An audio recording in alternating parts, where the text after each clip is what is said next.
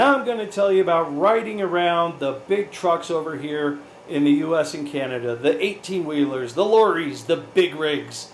These big trucks over here that you probably haven't encountered before.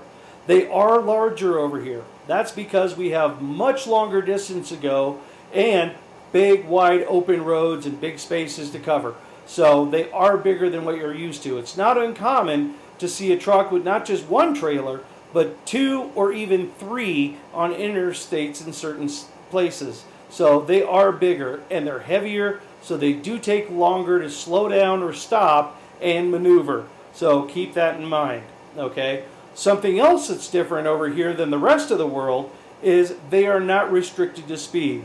In most places in the world, they're restricted or governed to 54, 59, or 64 miles an hour. Over here, that's not the case. Over here, they can go just as fast as the rest of the traffic around them. That means it's not uncommon to see an 18-wheeler doing, 65, 75, 85 miles an hour.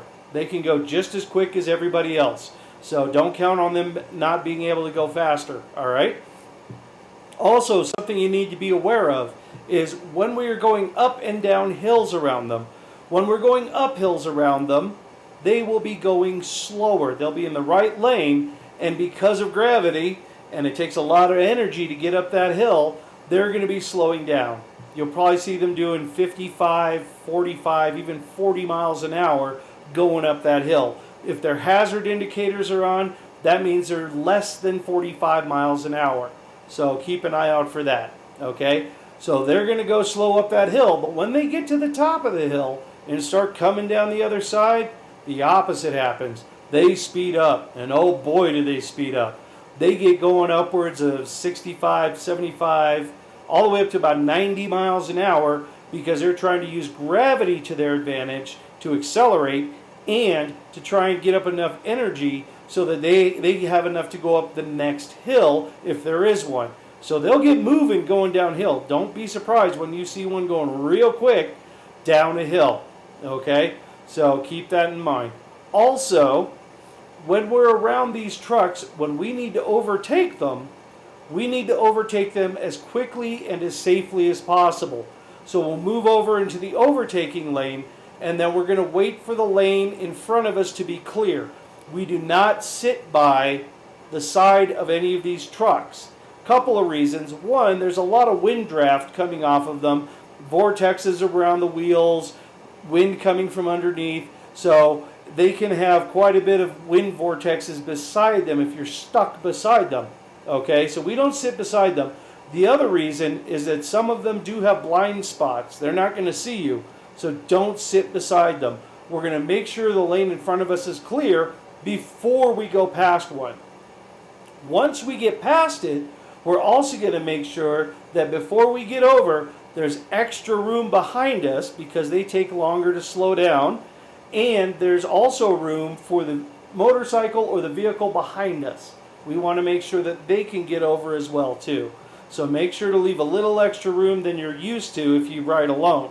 So make sure there's that extra room before you get back over. Okay? Remember, we don't want to sit right beside them. Okay?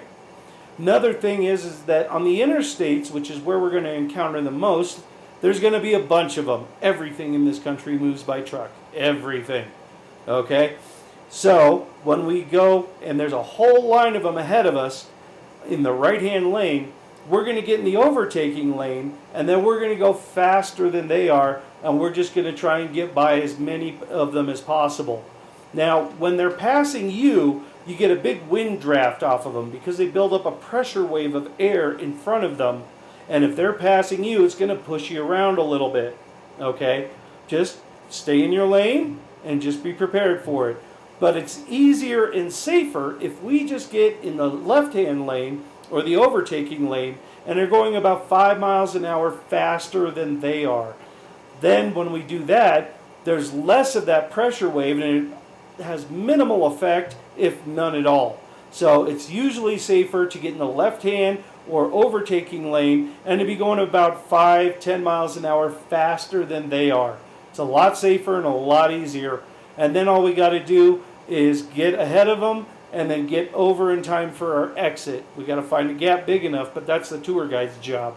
Okay? Sometimes it's not easy.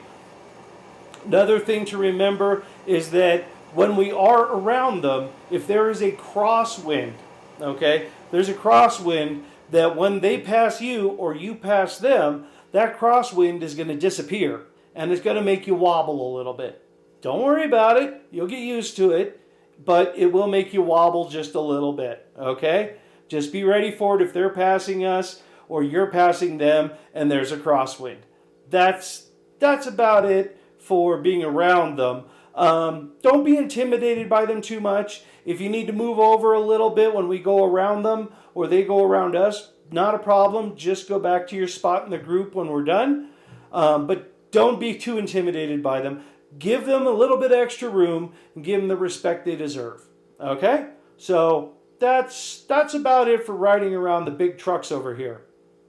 So if you have any questions or need any help, please give us a call, email us. We'll be happy to help out.